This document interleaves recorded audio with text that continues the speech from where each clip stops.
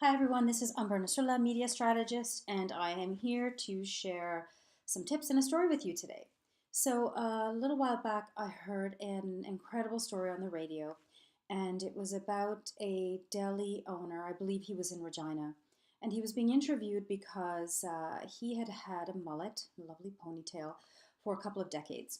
And one day he chopped it off and he posted a before and after photo on Twitter, and Twitter and his customers went bananas. Like, first of all, they were very loyal. They loved the food and the sandwiches that he made, but they also knew him quite well for his long hair.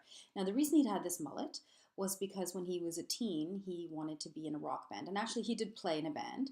And part of his dream was to become famous. He never became famous, but he held on to that sort of kernel of a dream by keeping his hair in a ponytail. So he turns 57 and he decides that, okay, I've got to accept the fact that I'm not going to be a rock star, so it's time to cut off this length of hair. Cuts it off, puts it in a bag, posts on Twitter. People go bananas. Now, what made this interview so compelling was that A, he's a character. He called it the mullet from quote unquote heck. But it was a very focused interview. It focused on why did he cut his hair? What motivated him to keep it for 20 years? And why did he cut it? And what was the reaction from his customers? So where I'm going with this and why I'm sharing this story with you is what happens in meetings with entrepreneurs, with business people, anybody who has a product or services. They come and they say, here's what I want to promote.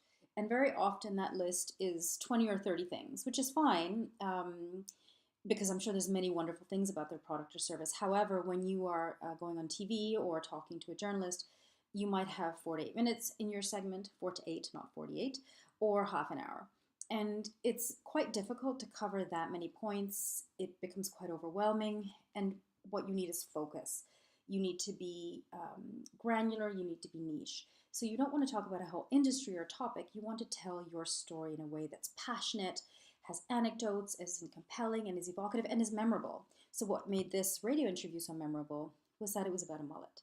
Now, obviously, your product or service is not a mullet, but I'm sure you're selling something that is memorable and important to people, leaves users with something amazing.